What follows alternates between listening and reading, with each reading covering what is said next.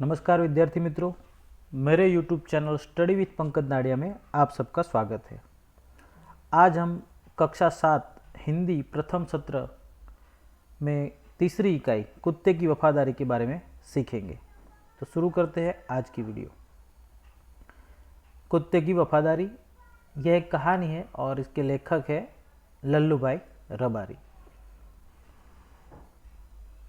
पहले हम कहानी के बारे में जो दिया गया है शॉर्ट में, संक्षिप्त में उसे पढ़ लेते हैं। प्रस्तुत कहानी में लेखक ने अपने स्वामी के प्रति जानवर की वफादारी को उजागर किया है।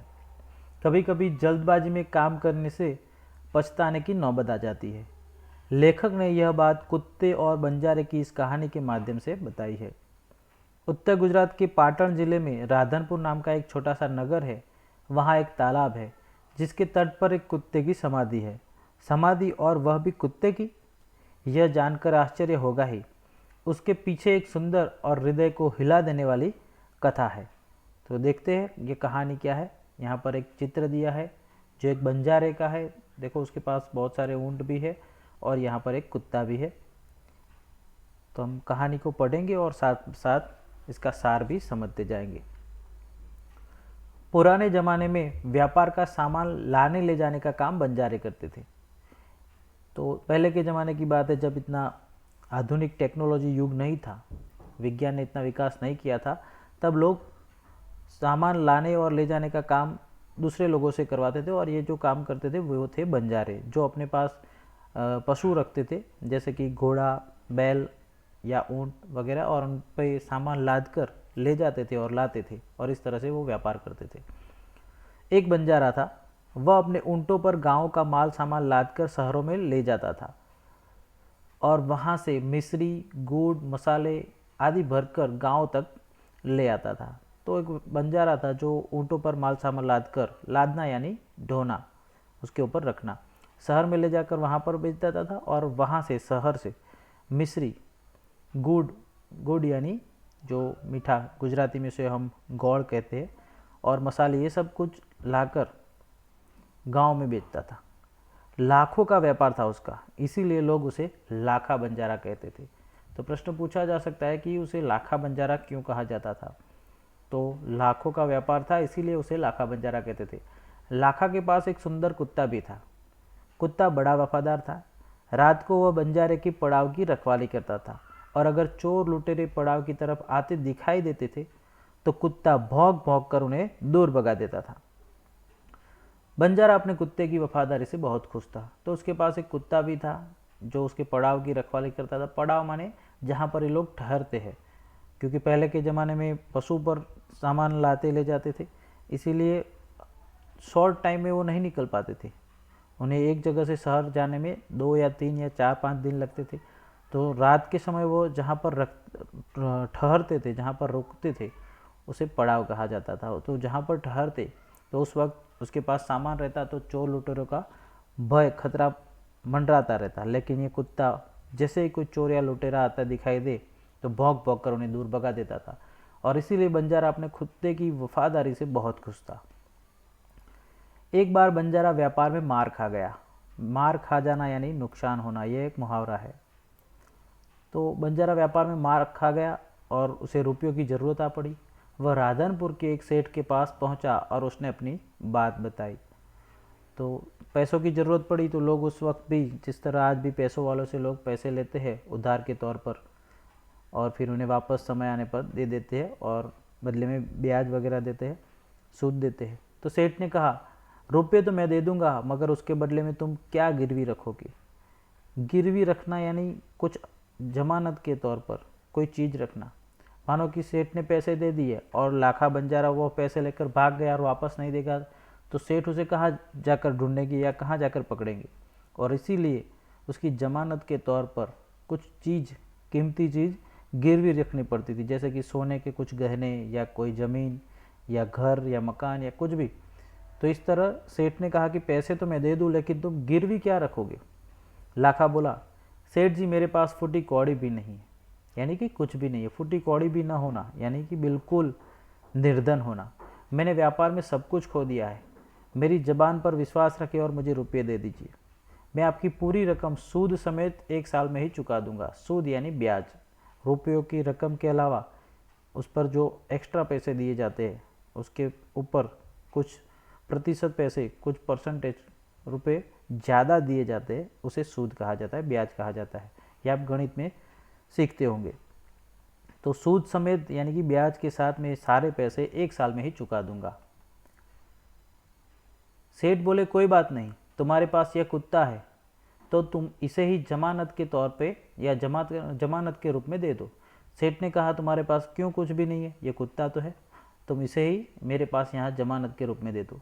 जब तुम सारे रुपये लौटा दोगे तब मैं भी कुत्ता तुम्हें वापस दे दूंगा। तो सेठ ने कहा कि जब पैसे लौटा दोगे तो मैं तुम्हें कुत्ता दे दूंगा, क्योंकि सेठ को पता था कि लाखा बंजारे को यह कुत्ता बड़ा ही प्यारा है और इसीलिए यह उसके लिए बहुत कीमती है।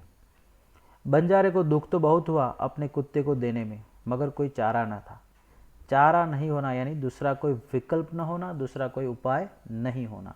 तो उसके पास दूसरा कोई विकल्प नहीं था, इसीलिए उसे अपना कुत्ता देना पड़ा।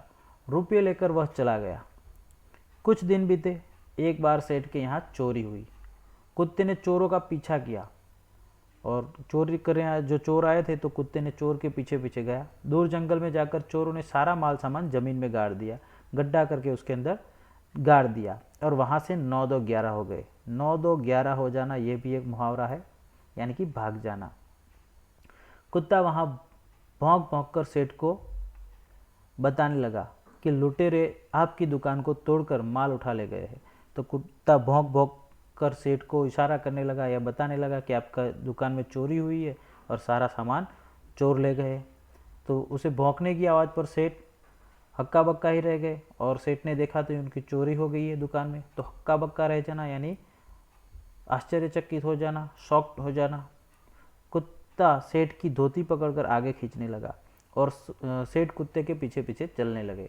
क्योंकि कुत्ता इंसानी ज़बान में नहीं बोल सकता, इसलिए वो भौंकने लगा था और फिर सेठ का धोती पकड़कर उसे खींचने लगा। सेठ पीछे पीछे चलने लगे। जहाँ चोरों ने माल छिपाया था वहाँ जाकर कुत्ता अपने पैरों से मिट्टी खोदने लगा। तो कुत्ते ने वहाँ जाकर पैरों से गड्ढा किया और जहाँ माल गाड़ा गया था वो खोदने लगा। थोड़ा ही खोदने पर सब सामान निकल आया। सेठ की खुशी का कोई पार नहीं था। सेठ बहुत खुश हुए क्योंकि उनकी चोरी हुई सारी सामग्री वापस मिल गई थी।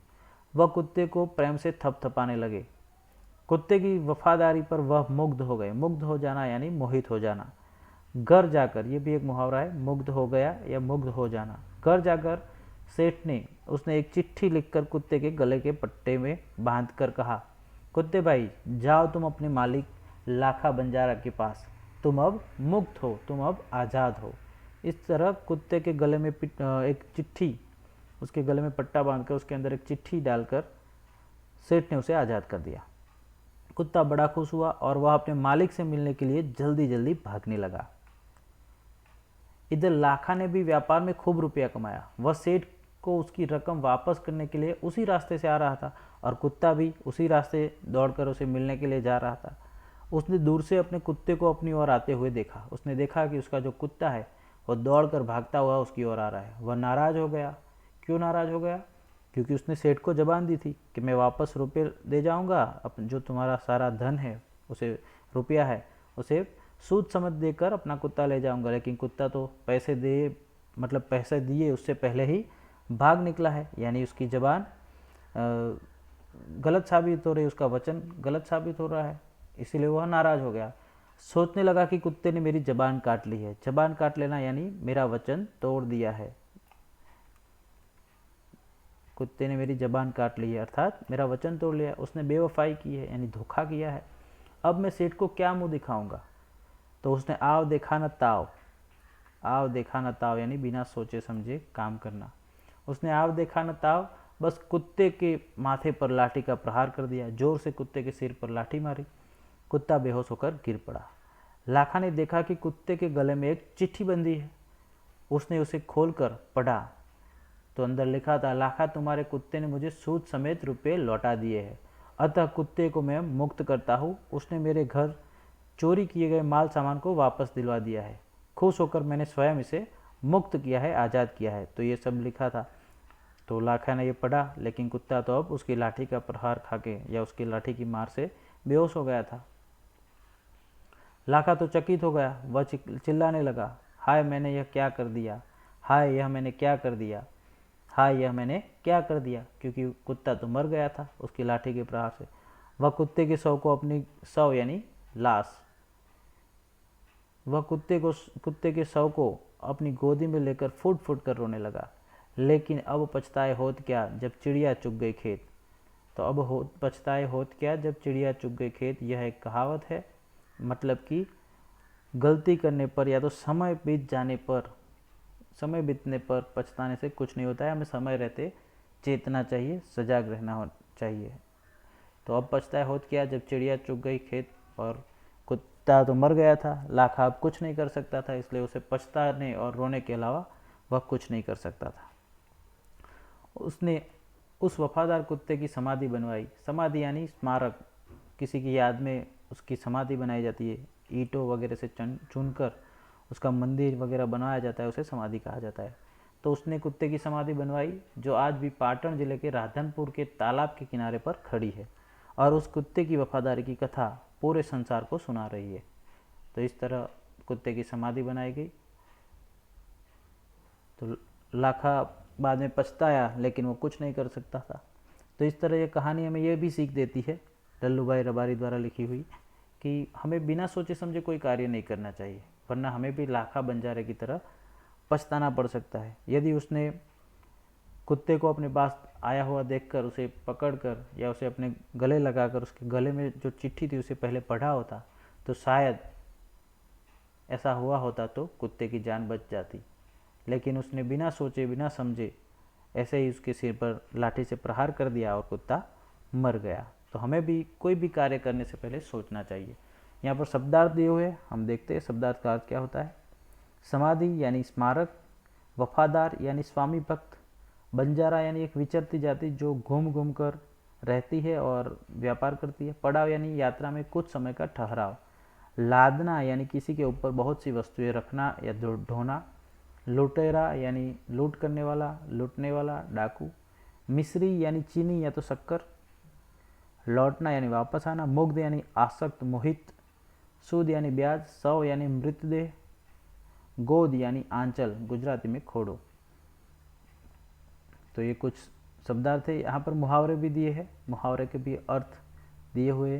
हृदय हिला देना यानी हृदय को द्रवित करना, 9-2-11 होना यानी भाग जाना, मार खा जाना यानी नुकसान होना, हक्का बक्का रह जाना यानी चकित होना, फूटी कौड़ी न होना यानी अत्यंत गरीब होना, आव देखा न ताव यानी बिना सोचे समझे काम करना, कोई चारा न होना यानी कोई उपाय न होना, रास्ता न होना, दूसरा कोई विकल्प न होना, फूट फूट कर रोना यानी जोर जोर से दुखी होकर रोना। अब कहावत भी दी हुई है, अब पछताए होत क्या जब चिड़िया चुग गई खेत, यानी समय निकल जाने पर पछताने से कोई फ़ायदा नहीं होता है। तो विद्यार्थी मित्रों, यहाँ पर हमने कुत्ते की वफादारी यह कहानी पढ़ी, सीखी, और उसके साथ मुहावरे और शब्दार्थ भी देखे, कहावत भी देखी।